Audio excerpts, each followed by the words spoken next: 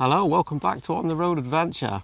We woke up this morning here on this beautiful campsite, somewhere near Kirkstone Pass, and it was quite cold last night, I need to say, and we pitched the tent not exactly in the right spot because the sun doesn't hit the tent until like 9. But when it has, and the sun's been out all morning. Really good. We've had one of those mornings camping, which is my favourite thing to do, which is sitting around, drinking coffee, feeding the birds, enjoying the view, and that to me is what camping is all about. It's really good, and the showers are really hot, which is always an added bonus. I found out where they got the water from here.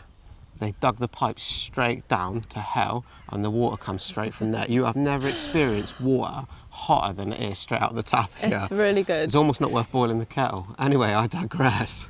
So it is now nearly lunchtime and yeah, it's gone 1 o'clock, so we were enjoying the morning and but we're here to ride bikes. Exactly. And the weather is amazing. So we are basically in the centre of loop of some passes for us to do. So we're going to jump on these bikes. Yeah, there's a few around. Anyway, we're going to take you with us and show you all the passes we want to explore today. So we're going to have a chilled ride and explore what's beautiful around here. If yesterday's ride was anything to go by, I have really high expectations for today. Exactly. Yesterday's one of the best ones we've had for a long time. Stunning. I know maybe it doesn't look like too much on the camera, but being here, your tent is right in a good location, overlooking this, not mountains, hills I would say. Absolutely brilliant. Do you know, the more I use that Lone Rider tent, as a base I mean, the more I like it. It is really convenient once it's set up. It's a bit of a beast to carry with you, but for doing exactly this, parking it and leaving it and going off, it's a great tent. I really like it, and like this morning when it was hot, you can just open both of the doors, leave the mesh on. Yeah, let the air through. Great. No bugs inside. Brilliant. Bit of a gravel to get out of here. That's alright, you need a warm-up. The warm-up first of all is going to be Kirkstone Pass, and then we're going to go on to the infamous Hardknott Pass. That's not a bad way to start your day, is it? Look at that, right out the campsite. Some other bikers enjoying the day. Bit of a biker's heaven. Oh, and the sat nav is telling me this is Kirkstone Pass, so I was right, the campsite is right along Kirkstone Pass. So if you're going to come to the Lake District and base yourself somewhere, all of the passes and Windermere and all the rest of it, it's all within sort of like an hour or so's ride. So that's a really good place to set yourself up as a base, and then you haven't got to carry everything with you when you go off and do all these passes. And you definitely want to allow yourself more time than you think you need, because believe me, you're going to want to stop for photos every 20 yards.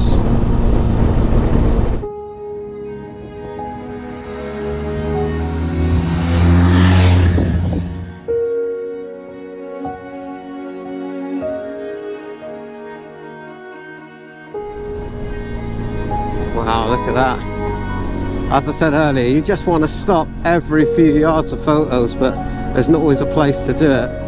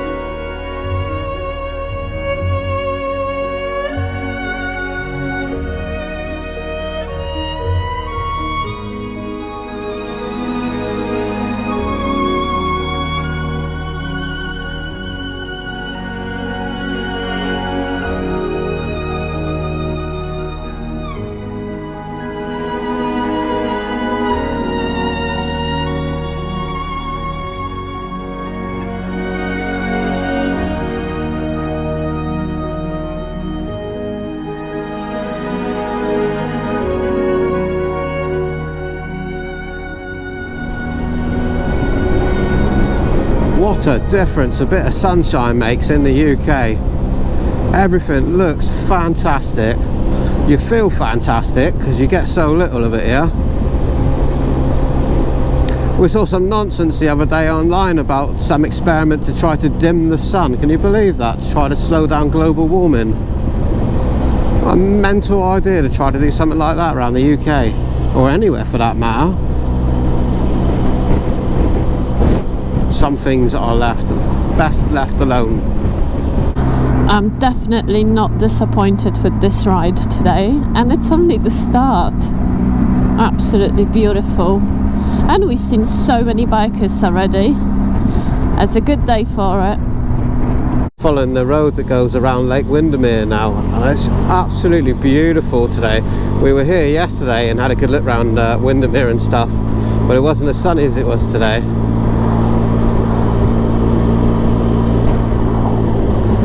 I reckon I could just loop this area for a week and not get bored. In fact, I would recommend that you do exactly that.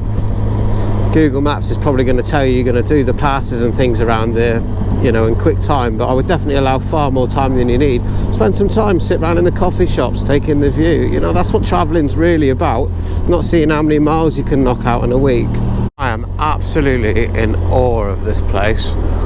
It is so pretty. I reckon we've timed the time of year to come here just spot on. Silly season isn't here, so the roads aren't really busy with tourists and things, and you can really take your time to ride along slowly and take it all in. Every single road we've been on is just like this. Absolutely amazing, and also not a straight road in sight. Turning left. Looks like we're heading into the Wrynose and Hardknott Passes. Extreme caution signs there. 30% gradient, 30. I hate how this pass is built up to be really hard, because now I'm stressing a little bit, but there probably is nothing to be stressed about. It is the same as more or less every other pass that you've done, whether, you know, in the UK or over the Alps and whatnot. But you are right, you have to be very careful. For some reason, people have this tendency to warn people how difficult it is, how hard it is, how scary it is, and that's not helpful, because you go into it with this misconception, you know, that there may well be problems. I'm really going to struggle with it, and actually what you need is a positive attitude, you know, that you can do it just as well as everybody else. Well, we shall see. If I was to be concerned about anything, it's not the pass, it's the bike that I'm on, because I'm tiptoeing on it. It's okay for me to ride, but we'll see. Yeah, same for both of us. We do have a problem with stopping, so if we meet a car or anything on any of the corners, we will have a problem. But looking ahead is always the way to go. The last time I was here actually with a group, and there was lots of talks the night before about how hard Hardknott Pass is, and it being, I think, it's the steepest road in England or something like that anyway. And there was a rider who didn't fancy it very much because they had a pillion, so I volunteered and I took the pillion on mine so that they would get to experience the pass, and they were glad they did after. And after that relief of saying they've done it, they felt that they could have done it with their pillion. So, you know, it goes to show how much other people's chatter can influence your decision. I mean, what's the worst that can happen? You drop your bike, it's not made of glass, it's not a vase, you pick it up and you crack on. These small roads, they're so pretty, and I'm always in awe of these stone walls. It amazes me, how long must it take to build walls like this? They go on for miles and miles. And what I don't understand is all of the stones and things it's made of are all of different shapes, and it's not like brickwork where you've got cement in between it. So how long must it take to match up all the bricks so that you make a half decent wall that's going to stand the test of time? So this is the very start of Wrynose and Hardknott Pass. Severe route, severe bends, 30% gradient, which is 1 in 3. Let's get it done, shall we? Tick that one off the to-do list. If I mess up, I mess up, but then everyone is to see it on YouTube, isn't it? That's the same for me. After all that positivity, serve us right, a bit of karma, wasn't it? So easy, just have a go, yeah. It's so pretty. I keep saying the same thing, but it's like your constant thought when you're riding around these areas. It's just amazing.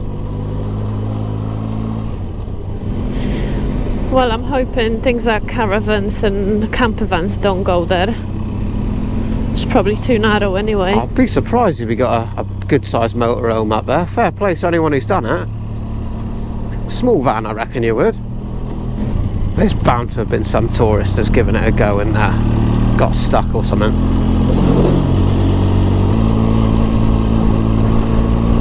The key with doing passes like this is constantly looking ahead, seeing where the road goes, and try to spot any cars coming towards you long in advance so you can choose your space to stop.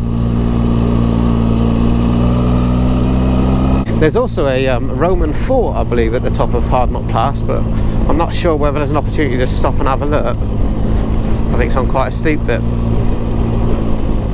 Interesting though.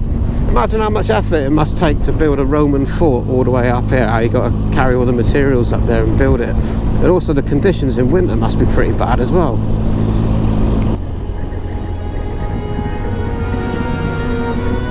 Look at that, some road.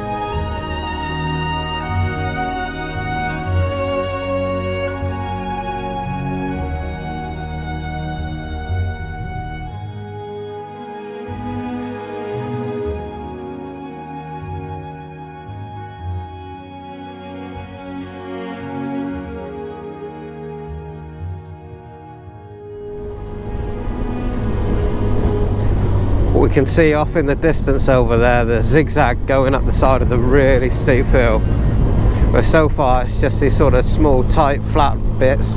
The only issue really comes is when you bump into cars coming the other way. So that first portion was Wrynose Pass, so this here will be the beginning of Hardknott Pass, I believe. From experience, I remember one side of it being harder than the other, and I believe that we're going to go up the easiest side and down the harder side. What do you reckon, Eva? Is it better to go up the hard bit or down the hard bit? I don't know. I usually find difficult corners easier on the way up. Yeah, I would rather go up as well, I think. Might be wrong, I don't know. We can always ride the other way. I think it will be challenging both ways by the looks of what I can see ahead. What's that? English Stelvio? England Stelvio, yeah. I wouldn't call this the easy side. How's that? How is this easy? Well, we're just waiting for this car to get down, and this is an absolute beauty. Wow. Oh, wow. Okay. Right, do you want to go first or should I? I don't think you can see this on the camera, but this is basically vertical, steep, upright.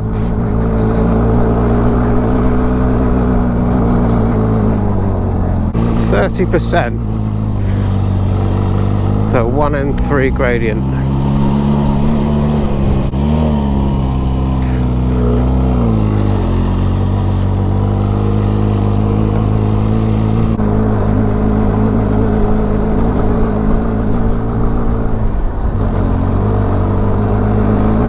We've got the drone up showing you a portion of this, and it looks completely flat from there. I can see it on my screen, but trust me when I tell you, it is not.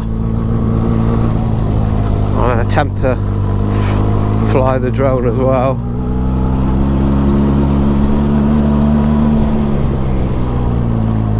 Wow, this is a really steep bit. I need my clutch hand back.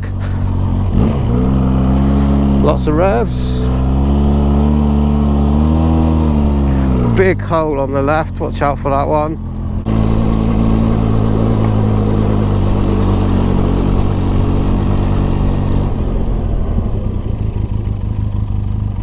Wow, look at those views.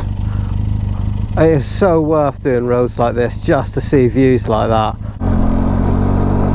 Well, I just left Rich behind operating the drone, and let's see this. Oh, car.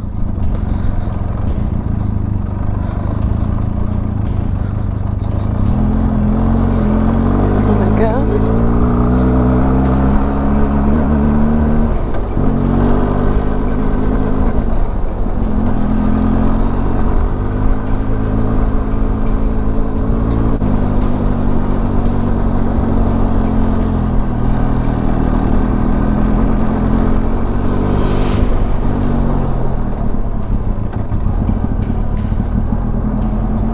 Right. Looks like I'm coming round to... Oh no. It's not very even to stop and put your leg out. Thanks, mate. Saved me a drop. I'd like to share this moment with Rich, but I left him on the other side of the mountain.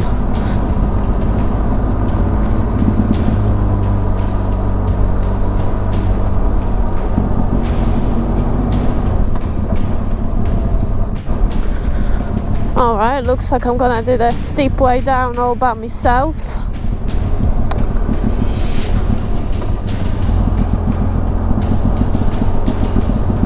Right.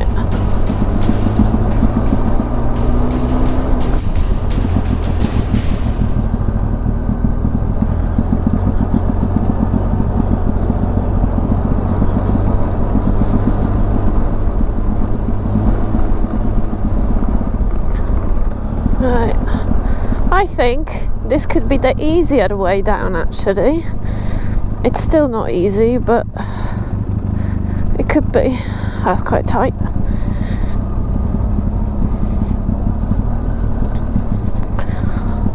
See, the advantage with Stelvio is that it's definitely wider than this.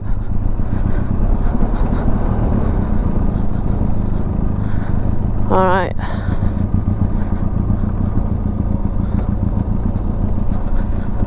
And you can get up to some speed. Not here. At least I can't. Oh, Hardknott Pass. It was definitely more scary in my own head than it is in reality. Right, so I had a problem. I was operating the drone, but the drone has a ceiling flight height limit set of about 120 meters, and this hill is higher than that, and so I couldn't get it to go over the top of the hill, which was my plan. So I had to land it here and get it back. But because I can't touch the floor very well, that made a big problem, because this road is sliding off camber. So even if I get the stand down, the bike is now so far this way I'd never lift it back up again, and that is the problem with having a big heavy bike. So I managed to get myself on this grass bank, which allowed me to put the side stand down, retrieve the drone. I just need to get back up onto the road and crack on.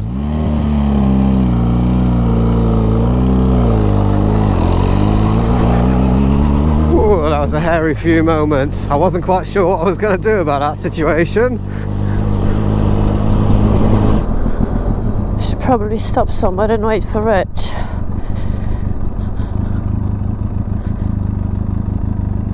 Shouldn't I? And I'm just gonna enjoy the view. It's so hot. I definitely made a mistake by only taking ice. It was so good the last 2 days because it was quite cold, but today I feel like it's definitely too much. I needed the summer gloves, but I didn't pack them because I was trying to save space, and I know it's not the smart thing to do. So this is the peak of Hardknott Pass. And somewhere over here we should be able to see the remains of the Roman fort. Oh, there it is. I think I can see it in front of us. So I can see well ahead now there's a car coming up from the bottom. Hopefully I'll have time to get down. So these here are the tricky cool ABS kicking right in there. Need a bit of extra front. These are the tricky corners here because they are really tight, really steep, and the road condition isn't great. The first time I did this it was pouring in rain and we still did it. All the rain was running down these roads. Eva, can you see in front of you the walls over there? But that's the remains of the Roman fort. I don't know if we can find somewhere close to stop and have a look. It's probably hiking job. Right, we're going to stop here and let Droney do his magic again and go and see this Roman fortress. The Roman fortress is just over there on our right. It looks spectacular from the air. The small building that's in front of it is actually the old Roman bathhouse, and obviously the fortress behind it is the main building. It housed about 500 people there, according to said information post over there. Well, shame it hasn't been preserved to this day. It's just ruins, so we can only imagine how it looked like. Yeah, but it's pretty impressive. It's been there since early 2nd century AD. That is a long time. If you're going to build some walls and it lasts that long, fair play. Them Romans, they know how to build good buildings and good roads, which is what this is. They definitely built that road. I don't know if they did. I couldn't find any information, but yeah, it says we can see that this place has been famous not only with bikers, but it was Romans before that. It's always also cyclists and everyone else who want to drive that expensive car or cheap car, just to show they've done one of the hardest roads in England. And I'm glad we did it without an oopsie. How do you feel about having done that now? Is it worth all the hype? I definitely think it's interesting, and it's probably one of the most interesting roads when it comes to a bit of a technical riding. I'd like to repeat that, but on a different motorcycle. Yeah, we both have the problem with the bike being very tall. Either one of us can only ever get one foot down at a time, and it is very heavy. And as you guys saw earlier on when I was messing around with the drone, if I do stop off camber, I can't lift that. If it goes too far down, there's no way I can lift it upright. It's just far too heavy. So it's very tempting. I mean, for example, I've ridden the World Raid Tenere. It's the biggest bike I've ridden so far, and I was proper tippy toe on that. And it would be very tempting to say, no, I can ride it.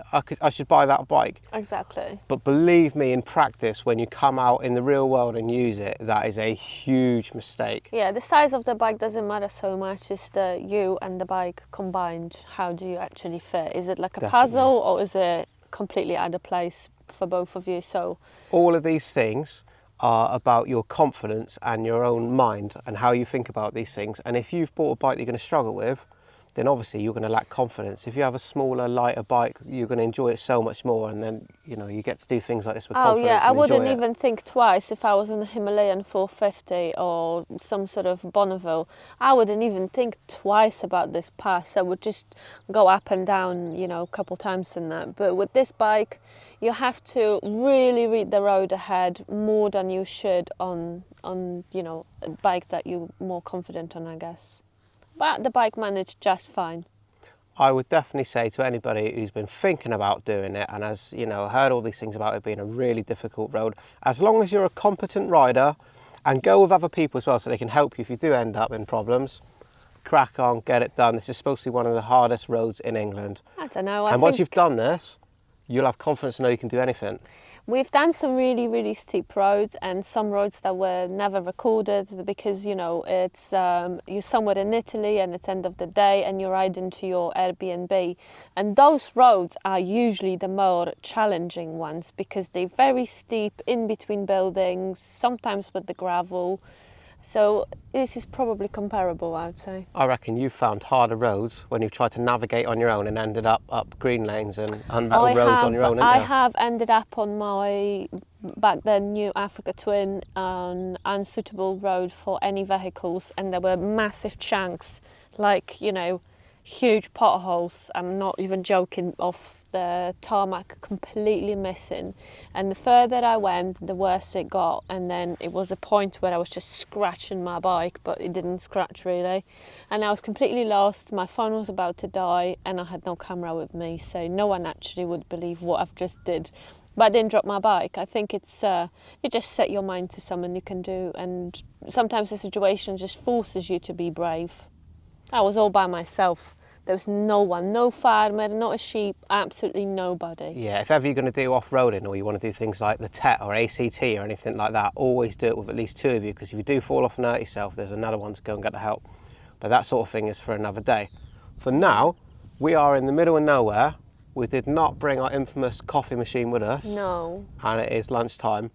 Well, I asked ChatGPT, if you're not using it yet, please do. Brilliant, we use it for everything now. You want to plan a route for where you're going or anything like that. So ChatGPT suggested Woolpack Inn.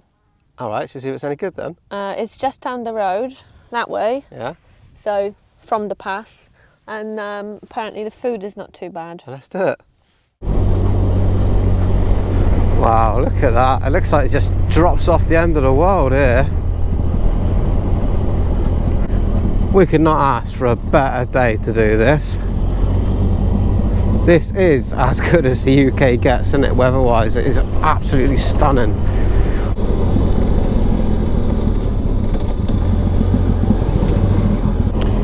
Ah, here's the Woolpack Inn. It's a nice looking place.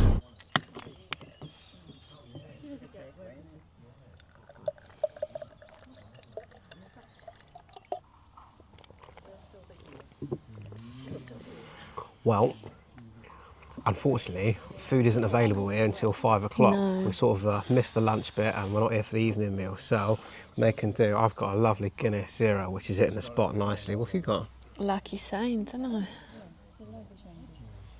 feel like I've dipped out now. Let's try that one. I don't know. Both are zero, by the way. I think it's Guinness better. Mine's colder. It is, yeah. Very nice though. Anyway, cold beer. And then we need to look at the route, because I haven't actually thought any further than this. And also, it's become apparent that there is no phone signal, and therefore Google Maps is not working where we are. I should have downloaded the maps. But we just carry on the direction we're going. Yeah, it's bound to go to a town. Come out somewhere. And then we'll adjust the plan from there. See, if you had a paper map. Yeah, if I had a paper map, be able to see where it goes. You would have known, wouldn't you? Yeah. Right. See you back on the bike in a minute. Cheers. There's lots of background chatter going on there about our bikes. Do you know, these bikes, they seem to grab quite a bit of attention. Lots of people sort of, you know, looking around it, trying to figure out what it is, because of course they look much bigger than they actually are. I heard the two ladies on the bench behind me where he was having a wee. Did you see that's a girl riding that big bike? Oh really? Yeah. And then they were discussing, oh, I'd like to have a motorbike, but they were the usual conversation followed about, I'd kill myself, you know, I'm too dangerous, you know. It's amazing how often you hear that same thing, isn't it? Yeah. It's quite crazy, but I don't know, being on a motorbike can be, you know, sometimes safer than in a car. Depends. And you're probably more cautious than the bike.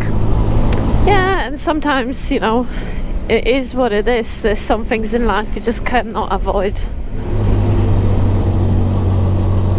Like beautiful roads in the Lake District, it seems. I don't even know where we're going now because, yeah, Google Maps wasn't working. There's no signal where we are right now. But that's all right. Let's just go forward. I reckon you can't go wrong here, don't matter what road you take. It's beautiful. It is beer drinking weather, and we could sit in that beer garden and drink zero beer all afternoon if it wasn't for the fact that Eva paid over £10 just now for 2 cans of zero alcohol beer. Wow. It is what it is. That is outrageous. I knew that in that pub prices will be steep considering where it's located, you know. Well, we are lost, but not to worry. We're enjoying the views. That means we've got at least an hour and a half ride to the campsite. But it's fine. It's still light, way past 8 o'clock, so we'll be okay. Definitely, the Lake District is somewhere I can get lost. absolutely fine. Looks like we come across another spectacular road. Is that a pass? No idea what this is.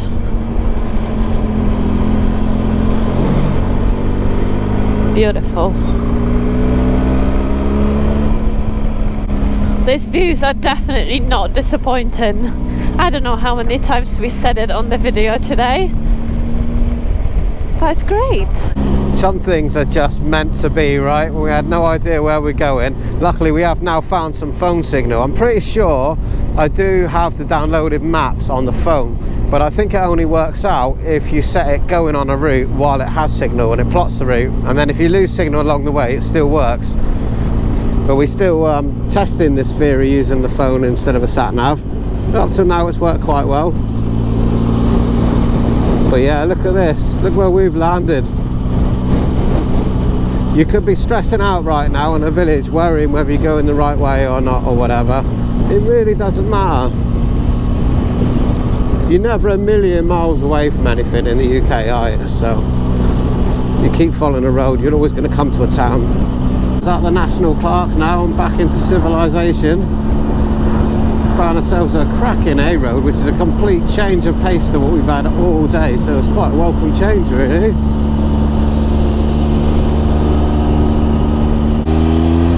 This A-road we're on now, the A595, I'll tell you what, it's the gift that keeps on giving. National speed limit, loads of twisties, up and down, it's like a roller coaster road, it's bloody brilliant. We just passed by a fish and chip shop, people sat outside. That looks like a excellent option for us right now, on account of we haven't been to the shops or anything yet, so we reckon we can get fed in now and just have some snacks or something, some drinks for later. What better way to end the day like today? Fish and chips. Very nice too. Life is good, eh? We like the lakes.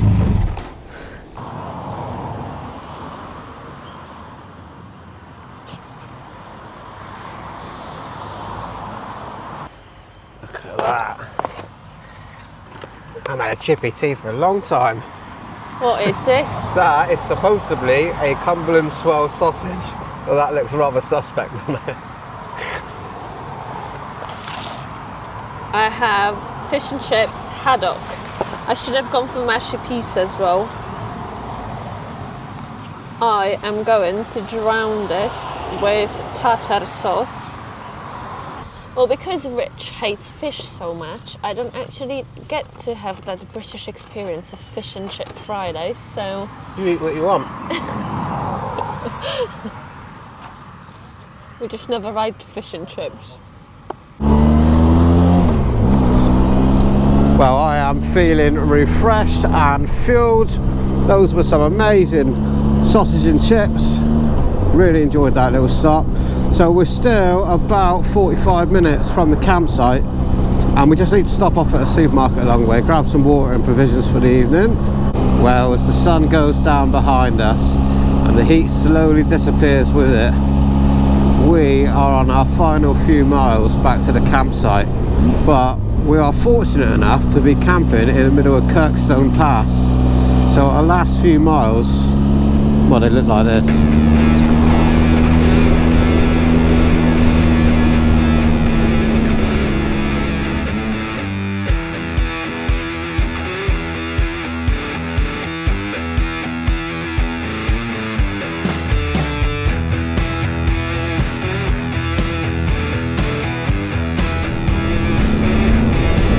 It's been a long time since I've enjoyed a day's riding in the UK like this.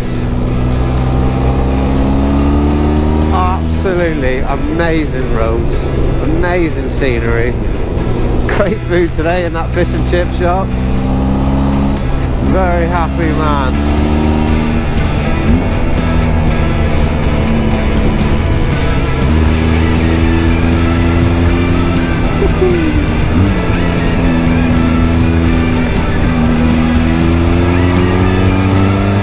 I'll tell you something else, this bike's held up brilliantly as well today. It's been really good. It's only 47 horsepower or something like that, but for these twisty A roads, this sort of speed of travelling, It's alright. It's not great on the motorway for hours on end, but for this, for adventuring, it's alright.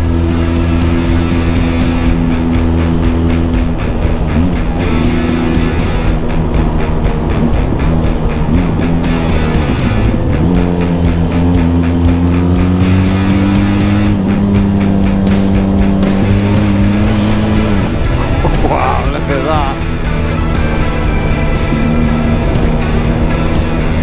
What a road.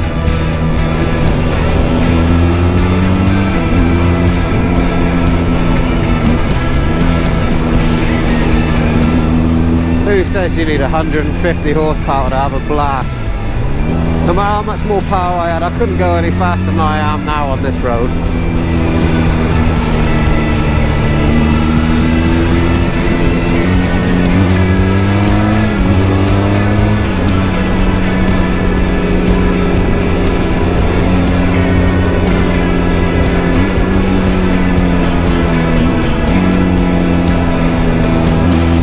What a way to end the day.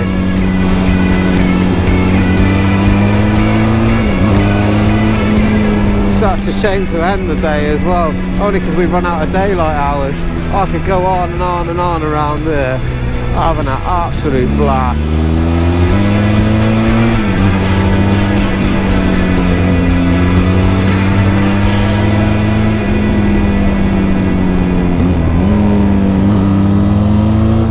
Motorbike there. Is that a Moto Guzzi, I think?